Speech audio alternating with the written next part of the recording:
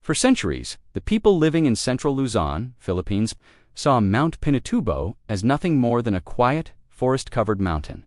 It wasn't a volcano, it wasn't a threat, it was just part of the landscape. Even scientists agreed.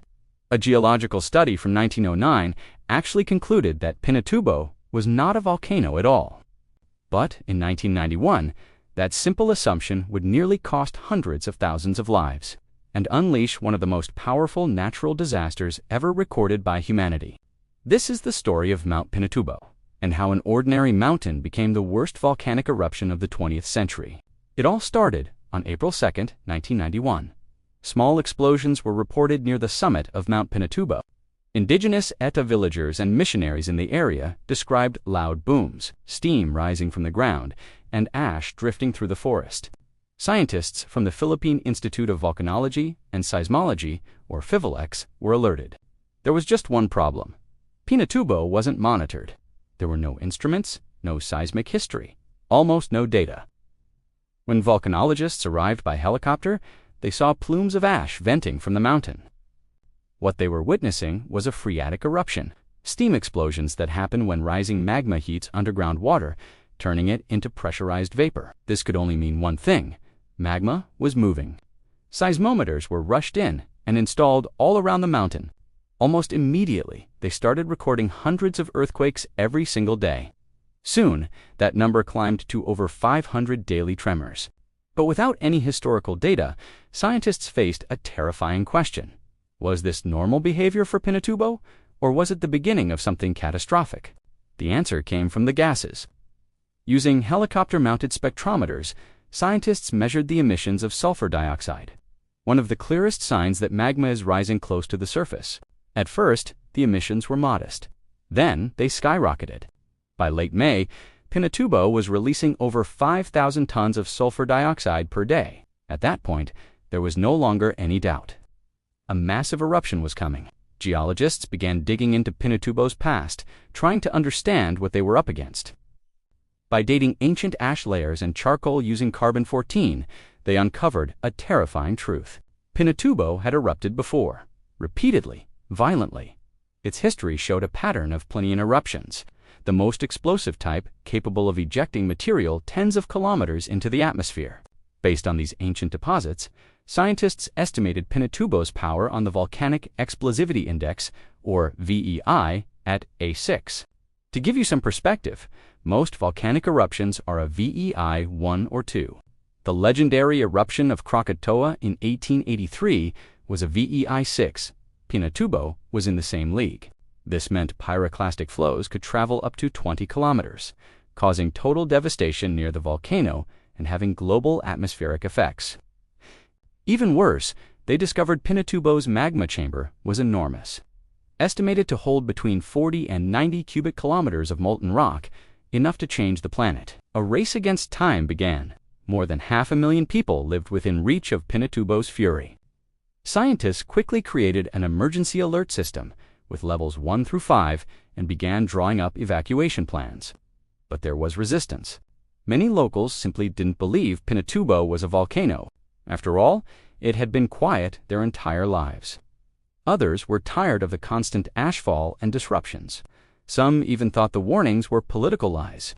Then, a tragic reminder arrived from halfway across the world. In early June 1991, the famous volcanologists Katia and Maurice Kraft died in Japan, killed by a pyroclastic flow from a very similar volcano. Their stunning footage, showing fiery, fast-moving walls of ash racing across the land, was used to convince the public in the Philippines this wasn't just a theory anymore. This was what was coming for them. On June 9th, scientists spotted something truly chilling. A lava dome was forming at the summit. This thick, sticky magma was acting like a cork in a champagne bottle, trapping an enormous amount of pressure beneath it. During a helicopter flight with U.S. military commanders from nearby Clark Air Base, the dome was seen visibly moving. Pushed upwards by the incredible force building below, the message was clear. The next eruption would not be small. It would be an explosion. The final evacuation order was issued. Over 300,000 people fled for their lives. On June 12th, at 8:51 in the morning, Pinatubo erupted. A towering column of ash rose 25 kilometers into the sky, forming a terrifying mushroom cloud. After about 40 minutes, it stopped. There were no casualties, no major destruction. For a brief moment, some people believed the danger had passed. They were wrong. That first blast had only cleared the pathway. The real explosion was still building. 3 days later, on June 15, 1991, at 1:41 in the afternoon, Pinatubo exploded with unimaginable force. The magma deep below depressurized violently. Trapped gas bubbles expanded in an instant, and the volcano detonated. A column of ash, gas, and rock shot 40 kilometers straight up into the stratosphere, spreading out over 400 kilometers wide.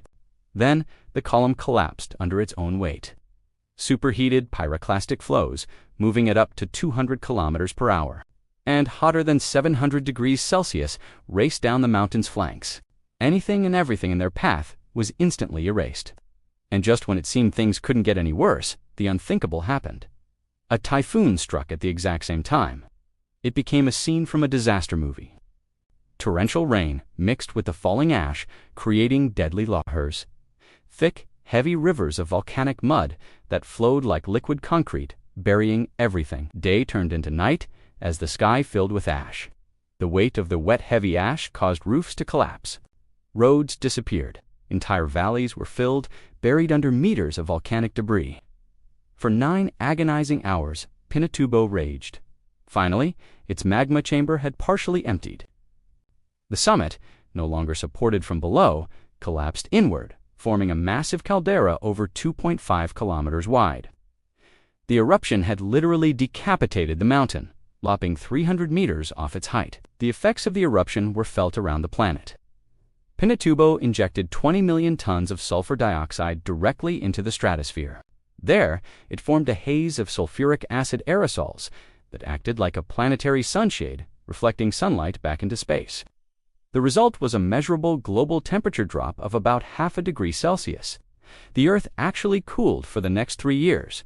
The volcanic cloud was so massive that it circled the entire planet twice and was clearly visible from space.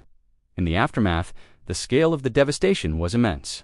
Yet the human cost was surprisingly low for an eruption of this magnitude. Around 800 people lost their lives. A tragic number, but far less than the tens of thousands that could have died. The reason for this success was science. The timely warnings and mass evacuations, pushed through by dedicated scientists and officials, saved countless lives. Pinatubo became a landmark event in the history of disaster science. It was a powerful reminder that inactive does not mean extinct, that nature does not follow human assumptions, and that science, when acted upon, saves lives. Today, Mount Pinatubo appears peaceful again. Its crater is filled with beautiful turquoise water, a popular destination for hikers. But it is still watched, because beneath that calm surface lies a reminder: the world's most dangerous forces often awaken without warning. If you enjoyed this journey into this unforgettable eruption, be sure to like, share, and subscribe for more. Thanks for watching.